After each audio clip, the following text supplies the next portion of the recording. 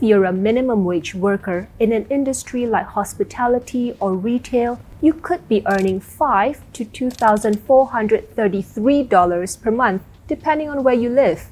A minimum wage system is very complex. It depends from country to country, sector to sector, political landscape, you name it. But at the same time, a lot of people argue that increasing minimum wage could actually lift millions of people out of poverty.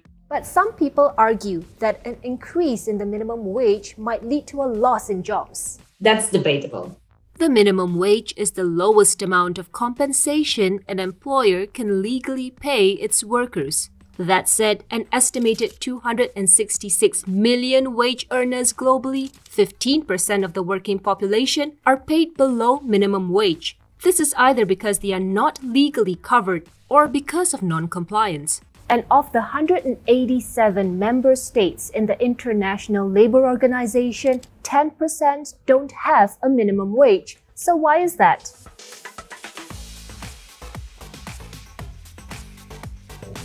The effectiveness of a minimum wage has been debated since the concept was first introduced and has come even more into the forefront as income inequality within nations rises. To help me illustrate some points, I've enlisted the help of London correspondent Sylvia Amaro, who covers European politics and markets. Sylvia, I have a question for you. When you think about minimum wage, what comes to mind? An ideal to avoid a race to the bottom when it comes to wages. And I use the word ideal, Nessa, because essentially there are too many elements that can decide the standards of living of people. What first came to my mind is this one single magic number that applies to all employees in a country that increases their standard of living. But it's not really a silver bullet, is it? No, it's not. Essentially, there's not a universal number. But in essence, when you look at a minimum wage, it needs to be enough to then cover income taxes, social contributions, and other levies. And when you look at these contributions, they also change from country to country. Some countries may have as much as 50 or more different minimum wage rates, and these rates can be determined by factors like sector, occupation, age, or geographical region. That also adds another layer of complexity when you try to compare the different systems across the world. For example, as many as 14 countries in Africa have two rates, one for the agricultural sector and the other for everything else. In Europe, workers in the textile and leather industry have a lower rate. And for big countries such as the US and China, this disparity may apply across regions too, because of the different costs of living, economic development, and the labor market situation. In Shanghai, which is China's financial hub, its minimum wage is the highest in the country. What is the purpose of minimum wage? In very broad terms, the idea is to ensure fairness. We're talking about an idea that is meant to protect workers, but ultimately it's about ensuring equality in our societies. But how are minimum wages determined? If it's too high, it gets hard to enforce. If it's too low, that protection net is gone. There's not a concrete formula to say how much money a person should earn in order to live in a decent way. So this is a policy that is often debated around elections. But then at the same time, of course, in more practical terms, the minimum wage can also change because of inflation. Since 2010, countries with minimum wages have adjusted them every 3 years on average. So it takes a while to adjust to higher consumer prices. Essentially, you needed a benchmark to compare the systems across the world. The one that we're using in this case is the purchasing power parity exchange rates. All of these rates are converted into the US dollars and then compared. Globally, the median minimum wage level for 2019 is $486 per month. Luxembourg has one of the highest at $2,433 per month, while Australia and Canada are also near the top of the list. At the bottom, we have countries like Mexico, Bangladesh, and Uganda. It's important to also note that minimum wage is not an isolated concept, right? It works in tandem with other social and other employment policies. Yeah, absolutely. And when you look at the labor market, one of the issues that we see is the gender pay gap. So, in other words, the idea that men tend to earn more than women, even if they are doing the same role. The idea with the minimum wage can also help narrowing that gap between men and women. There are some groups of workers in particular industries or occupations, for example, agriculture or even domestic work, they are excluded from a minimum wage. According to the ILO, 22.4 million domestic workers worldwide are not covered by any minimum wage provisions. And it's not just limited to specific industries. In Oman, only nationals are covered by a minimum wage law. Foreign workers are notably excluded.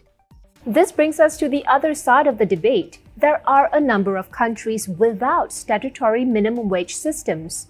So, for instance, the Nordic European countries, they have a collective bargaining system. So, in other words, it's up to the usually trade unions or the workers to negotiate with the employers what are the minimum wages for certain types of jobs. So it's not a government mandate and it's not universal across the countries.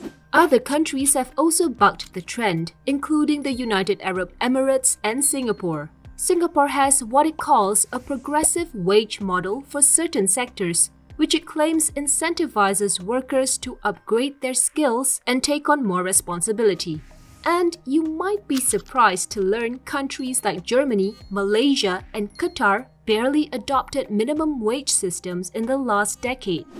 But for the majority, most of the debate is centered around whether to increase the current rate or not. Let's imagine that there is indeed a government mandate to increase minimum wage. Then smaller companies might decide, well, you know what? I don't want to pay more, so I'm going to hire workers in part-time going forward. And part-time will mean that these low-skilled jobs will essentially have less security for the workers, and they will potentially be earning less as well. Part of it is economics 101, right? If you increase the minimum wage, that it might follow that you have to lay off some workers. And this might create a spillover effect. It's also important to look at the actual increases. And some people argue that when you increase minimum wage, it's not just because consumer prices are higher potentially, but because those workers deserve to be paid more.